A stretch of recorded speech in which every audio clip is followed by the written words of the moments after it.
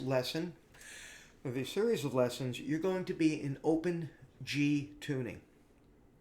I say open G tuning because your sixth string is tuned down to a D. Your fifth string is tuned down to a G. The fourth, third, and second remain the same.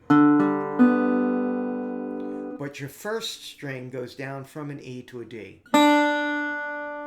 And that's open G tuning, which was used and still is used by many, many blues players.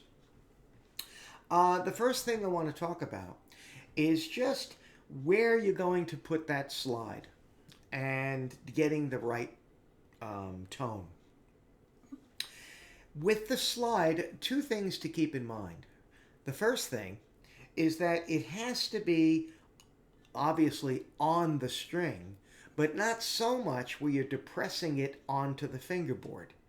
It has to keep the string above. If this is the fingerboard and this is the string, that string has to be here. It can't be pressed down like you would normally do on a guitar. That string has to still stay above the fingerboard. So you want to do that when you're depressing the string. Now, we're going to talk about is taking that slide, and one thing I want you to do is I want you to put your fingers together along to the slide, behind the slide, like this.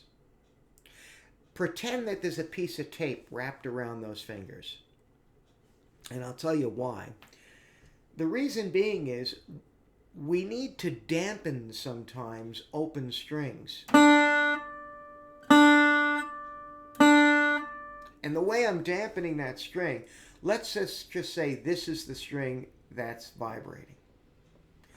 And when I put my slide down on that string like this, see the angle I have here? When I put the slide down, it's stopping that string. I'll do it very slowly. Stops the string from vibrating and the slide goes down.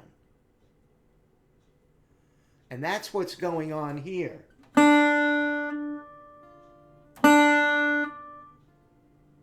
So I'm stopping the string from ringing. The little technique you may want to try, just stopping it from ringing, then lay the slide down after you do that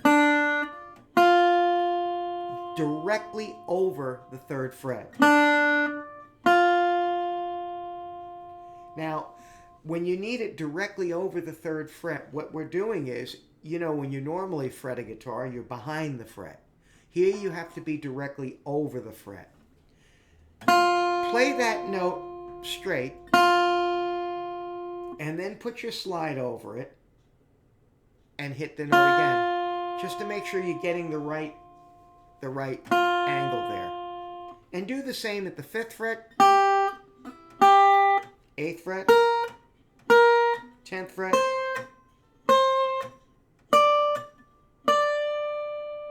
So that's what you want to work on, and then you can work your way back doing the same thing. That's just to ensure you're getting the right tone, you're getting the right pitch, okay? The next little exercise is the slide itself. Keeping our fingers, now once my fingers are back here, they're sort of laying back on the strings back here.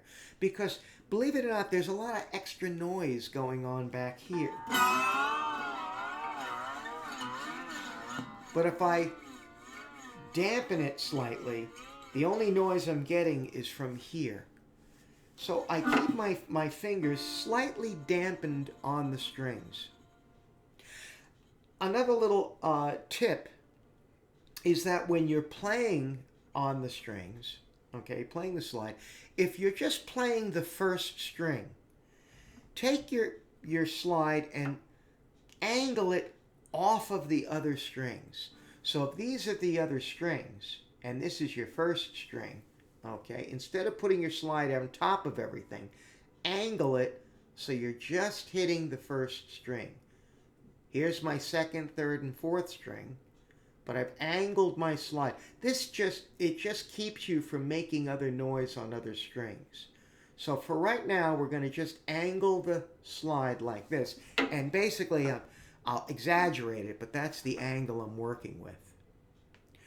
And I'm going to slide from the 3rd fret to the 5th fret. 5th fret to the 8th fret. 8th fret to the 10th fret. 10th to the 12th. And then back.